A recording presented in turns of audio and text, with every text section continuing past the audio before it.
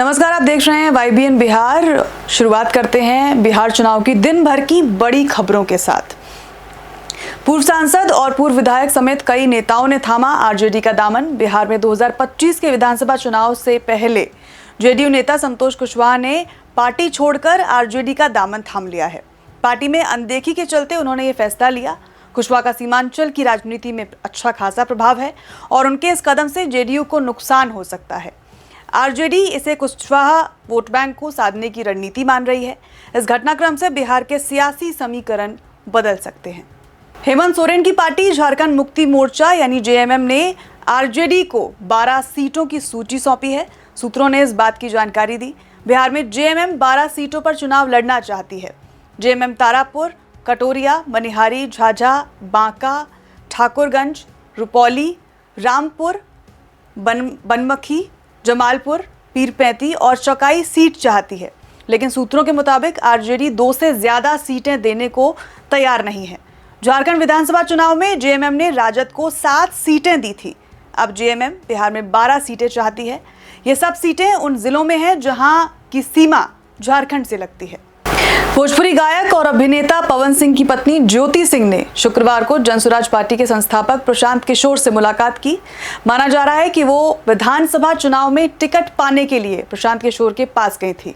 हालांकि प्रशांत किशोर ने कहा कि हम किसी के पारिवारिक या व्यक्तिगत मामले में नहीं पड़ते और जहां तक रही टिकट की बात, तो किसी एक व्यक्ति के लिए नियम बदले नहीं जाएंगे। लेकिन सवाल यह है कि जो ज्योति सिंह टिकट के लिए और निजी जीवन के लिए दर दर भटक रही हैं, क्या वो टिकट न मिलने पर शांत बैठेंगी? क्योंकि अब कहा जा रहा है कि उनकी आरजेडी से बात चल रही है। आरजेडी की तरफ से क्या कुछ फैसले इस पर लिए जाते हैं, इस पर रहेगी दिन भर हमारी नजर।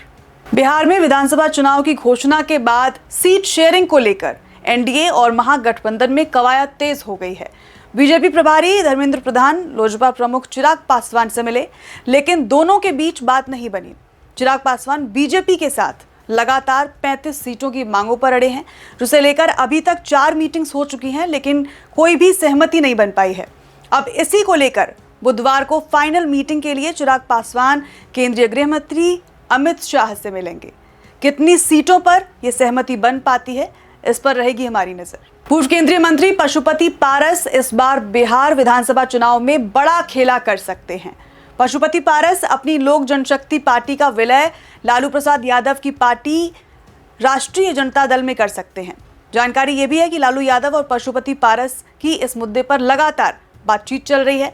माना जा रहा है कि जल्द ही विलय का ऐलान हो सकता है। बीजेपी उत्तर प्रदेश के मुख्यमंत्री योगी आदित्यनाथ को बिहार विधानसभा चुनाव में स्टार प्रचारक के रूप में उतारने जा रही है। सूत्रों के मुताबिक उनकी करीब 2 दर्जन सभाएं तय की जा सकती हैं, खासकर सीमांचल क्षेत्र में जहां उनकी लोकप्रियता लगातार बढ़ रही है। प्रयागराज महाकुंभ की सफलता और बिहार से पहुंचे श्रद्धालुओं की बड़ी संख्या को देखते हुए पार्टी सीएम योगी की रैलियों को अहम मान रही है। बिहार विधानसभा चुनाव में आखिरकार एनडीए में सीटों के बंटवारे पर सहमति बन गई है।